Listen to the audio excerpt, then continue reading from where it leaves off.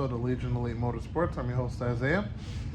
And on today's episode, we are going to take a little bit of time to prime the engine for the Mirage. So, let's get into it and see what that entails. Okay, it is time for a little bit of Mirage action. So today, what we're gonna do is we're gonna prime this engine with oil. Now we're gonna do it a little bit different. Instead of messing with this plug here, we're just gonna rotate the engine by starting it. But before we do that, we need to remove the spark plugs so it doesn't make compression while it's rotating, and that'll make it easier to rotate and not mess up anything. So remove this, and then we're going to remove the coils. Then we're going to remove the spark plugs. All right.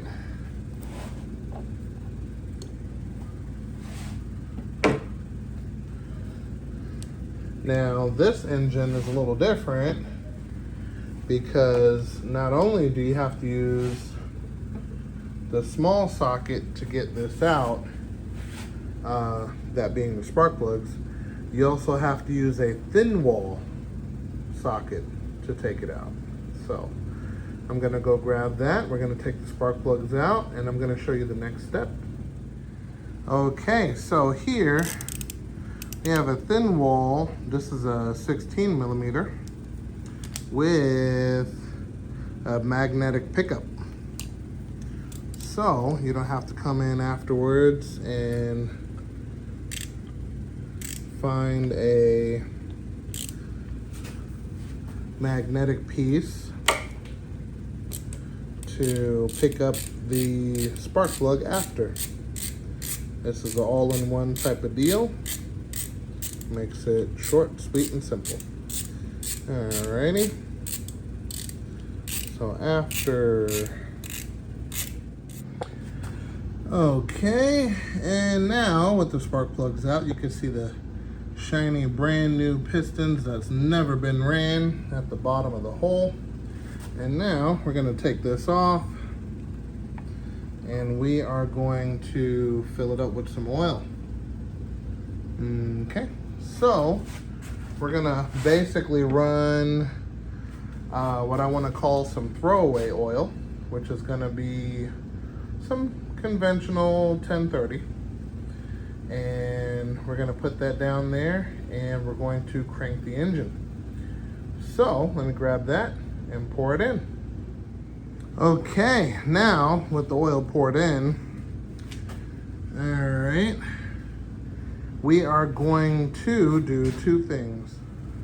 First thing we're going to do is we're going to take loose this turbo feed line and we're gonna put it into our oil cap, and as soon as that starts squirting, that's gonna be our first indication that we have oil going past, or I guess into the oil pump.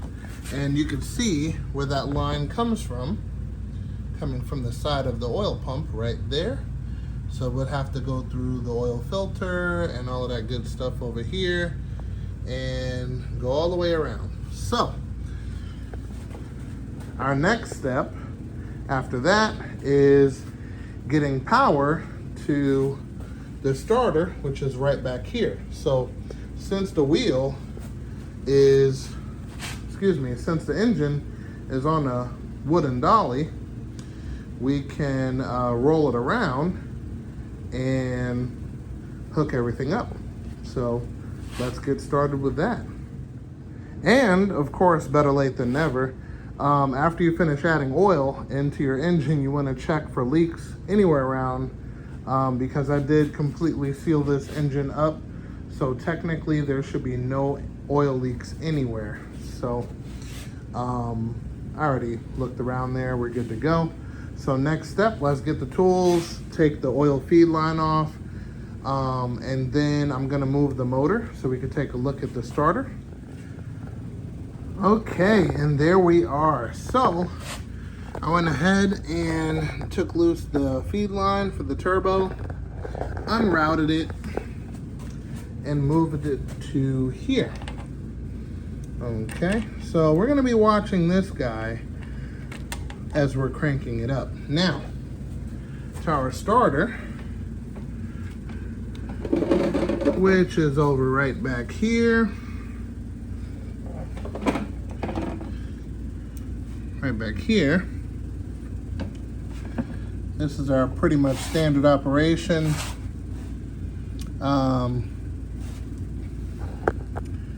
We got our constant power, which goes here, and then our switch power that goes here. So if you were to connect jumper cables, for instance, you would connect one here, and then when you're ready to start, you would tap here. So that's one way of actually jumping the engine to start.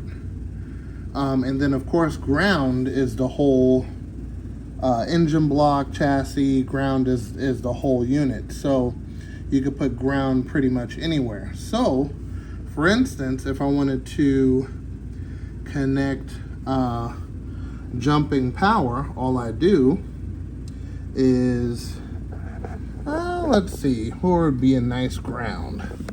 Let's say these. All right, take these off. This guy right here, and we'll just use this as a ground terminal just for instance. Okay, so we would hook up ground here,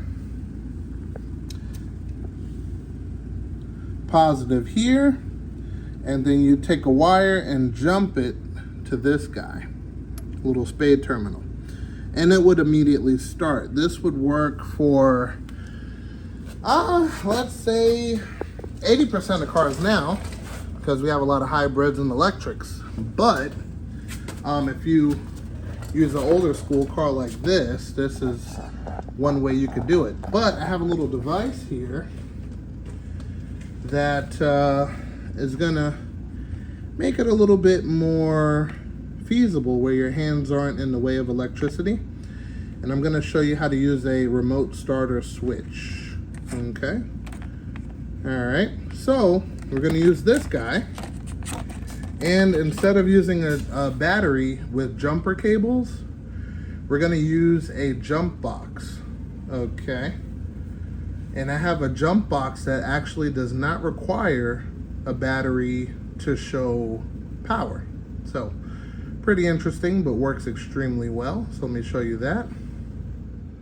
Not sponsored or anything, but this sucker is really, really good. And just like I said, this doesn't require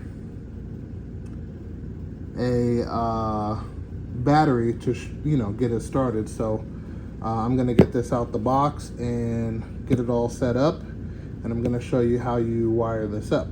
Okay, give me just a second. So step number one is complete. So we have ground and we have power to the lug. Okay, which is the big guy down there, right there, right?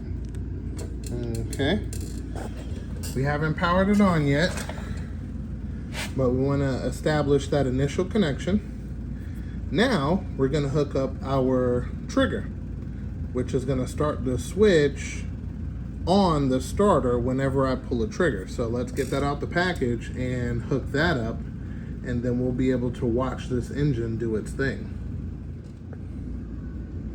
Okay, so we have our trigger hooked up, and basically all this is a bridge between two wires. So this one is going to the top, which is the spade connector, right? And then we have the power source. the power source is not going to reach the spade connector unless I push the trigger. If I let it go, it's never going to reach. So we are clear to start the jump box. Okay, wait for it.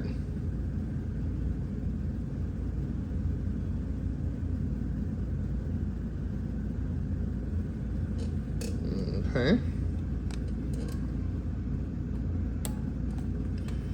There we go. Now we have 16.2 volts roughly, which is more than enough to crank this engine. Okay. Now I'm gonna get this phone on a stand so you can actually watch the engine and the whole process of getting this thing bled. Okay, so I'm gonna get this to cover the power steering because everything is connected. So we're gonna do that so it doesn't make a mess. All right, so we got 16 volts.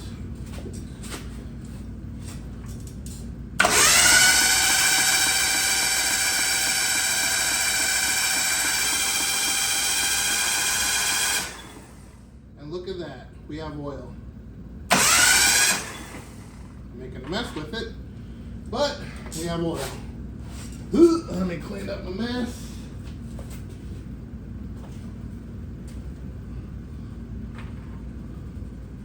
That was quick. And it could be that quick for you guys too. Of course, with the right stuff.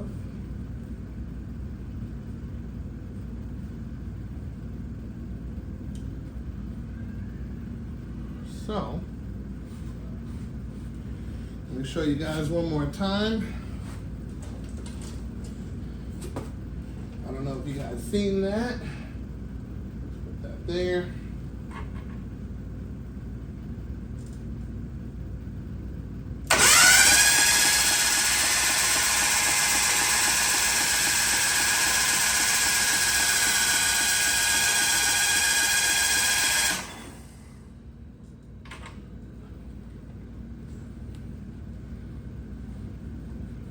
Perfect. So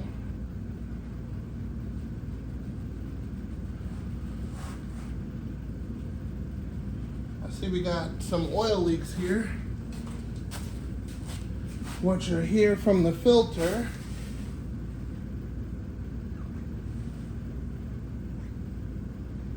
I wonder why that is. Oh, it's loose. Huh, that makes sense. Okay. Well, we'll tighten this up.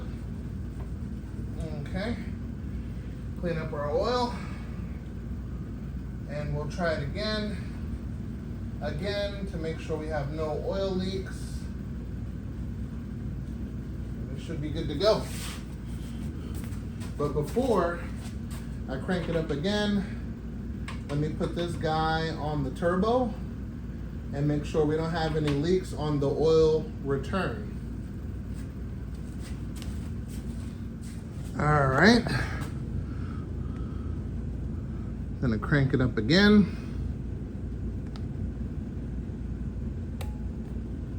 There we go, we're at 15.8, which is fine.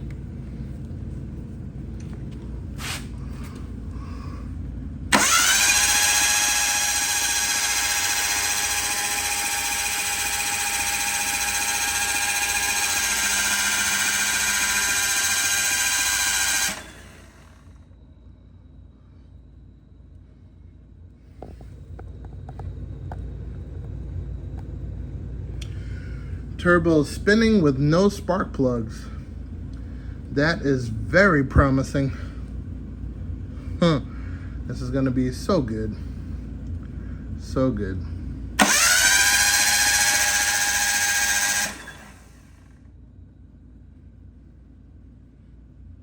I'm excited. Let's see if I can get some light on the situation. So far, no oil leaks on the return. Everything's looking good. There we go. Look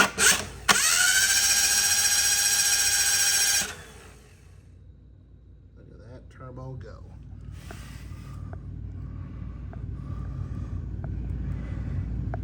No leaks.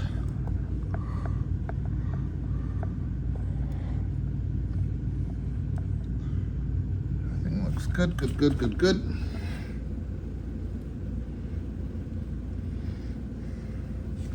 Let's check the timing. Remove the engine.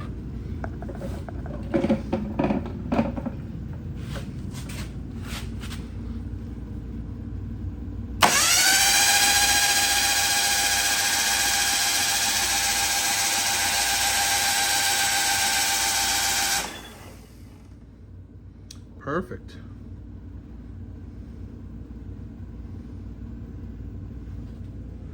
Okay, the last crank we're gonna do is with the spark plugs in.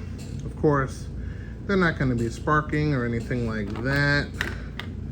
And then we got the throttle here so we can get the best of both worlds. There we go. See what she sounds like.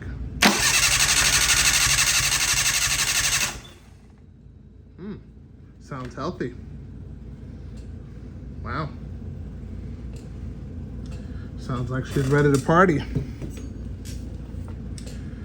All right.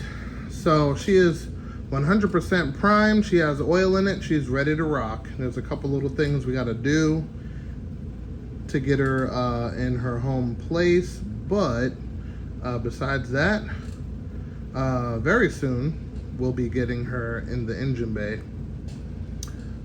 Yep, and we'll be firing her up for real, hopefully soon. And with that being said, I hope you guys found that interesting in some way, shape, or form. If you guys are interested in either one of the items that was used to get the engine rotating using the starter, definitely leave a comment, and you know, if you leave a comment, I'll definitely drop the items in the description down below. But remember guys, knowledge is power, and I'll see you next time.